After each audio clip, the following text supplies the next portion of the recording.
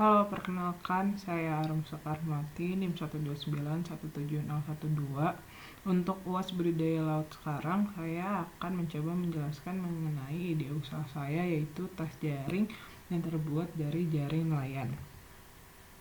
Konten kali ini itu ada 4, ada pendahuluan, gambaran umum, metode, sama anggaran jadwal.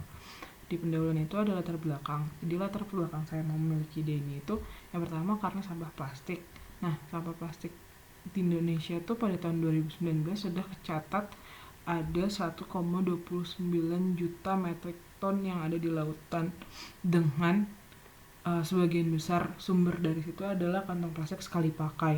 Nah, tercatat juga nih bahwa 9,8 miliar lembar kantong plastik digunakan oleh masyarakat Indonesia setiap tahunnya.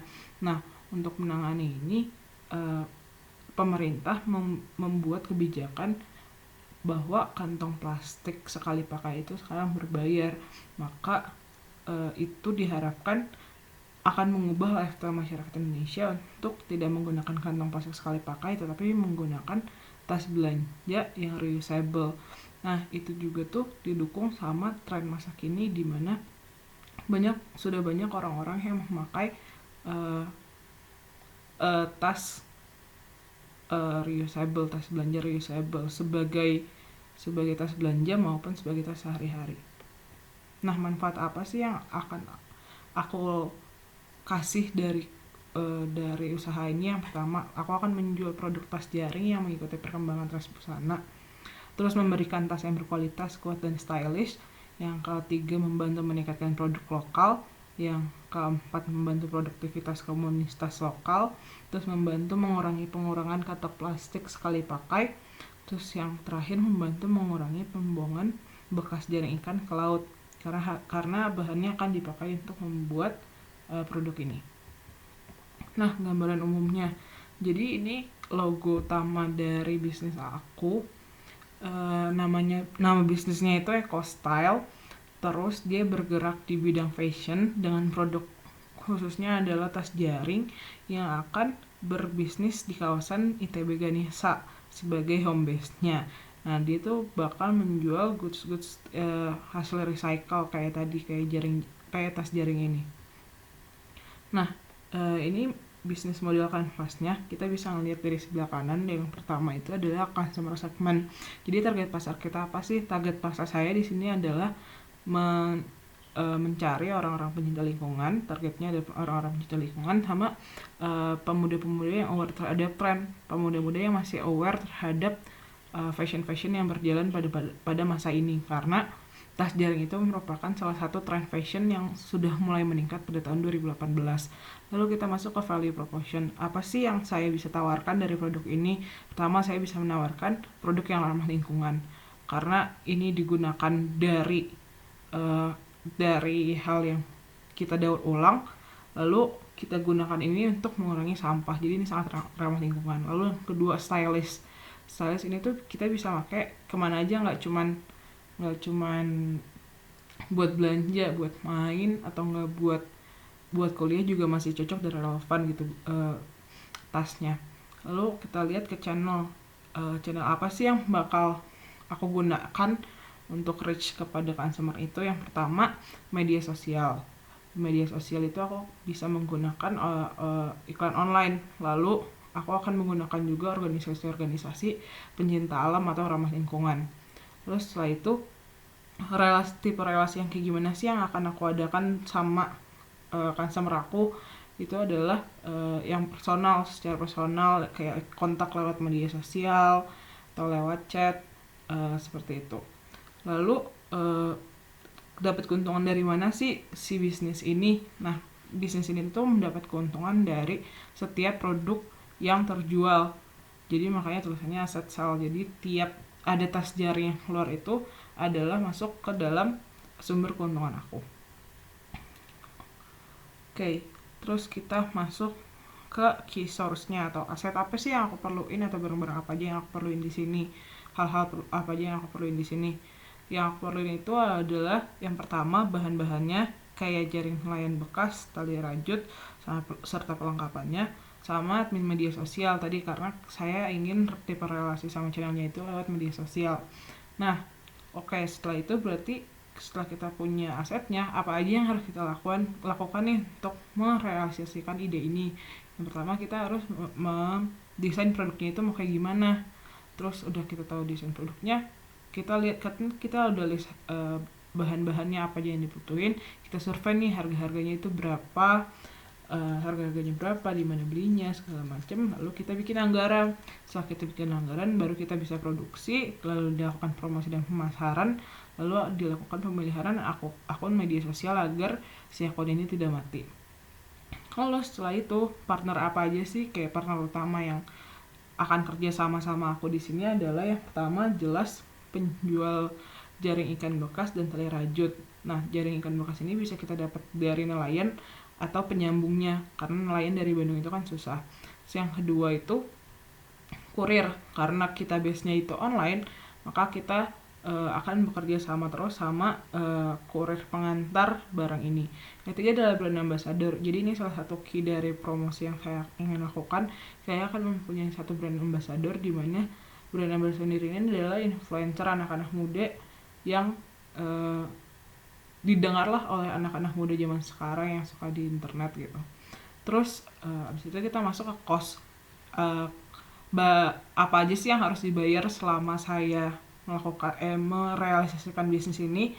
Yang pertama itu adalah bahan-bahannya, pembelian bahan-bahan jelas. Terus abis itu ada pemasaran, karena saya menggunakan brand ambassador, jadi harus membayar dia.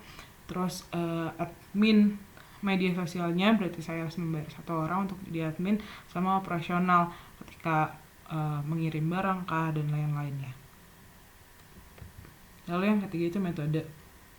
Ini ada analisis SWOT dari produk saya. Yang pertama, strength-nya atau kekuatannya itu dia ramah lingkungan, dia stylish, terus desainnya desain terbaru, terus dia kuat karena bisa membawa 10-20 kilo. Terus abis itu dia serbaguna, gak cuma buat tas belanja, bisa tas yang lainnya juga.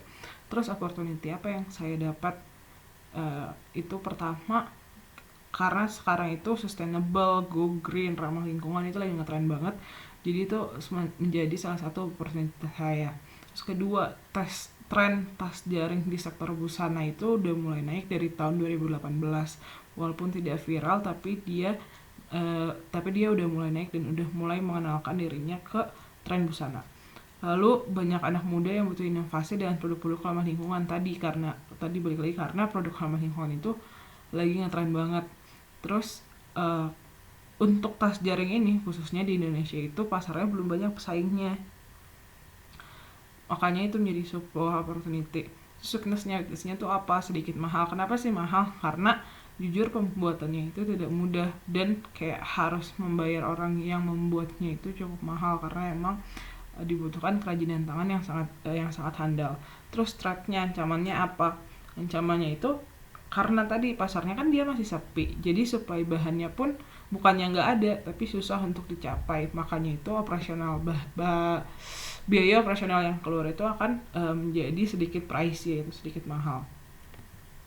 Nah, ini produknya. Jadi awalnya itu bahannya itu adalah jaring nelayan D12 1 inci dengan bahan high density polyethylene. Maksudnya D12 itu adalah ada 12 benang yang diputar dalam satu sehingga menjadikan satu benang. Terus jarak antara si jaring-jaringnya itu adalah 1 inci. Nah, ini akan kita ubah menjadi yang di sebelah kanan, yaitu adalah tas jaring. Tas jaring itu kalau dibuat dengan benar bisa menahan 10-20 kilo dengan dimensi 25x23 cm sebelum digunakan, dan bentuk akan mengikuti isi ketika digunakan seperti yang ada di gambar. Nah, pemasaran sama promosinya itu gimana sih? Jadi mostly akan saya lakukan di media sosial. Yang pertama itu ada iklan online. Jadi sekarang kayak Instagram, Twitter itu banyak banget iklannya, dan untuk usaha-usaha baru tuh bisa dibilang bahwa gak terlalu mahal iklan-iklan dari Instagram. Terus yang kedua, organisasi PA. Apa sih organisasi PA? Organisasi PA itu organisasi pencinta alam atau pencinta lingkungan.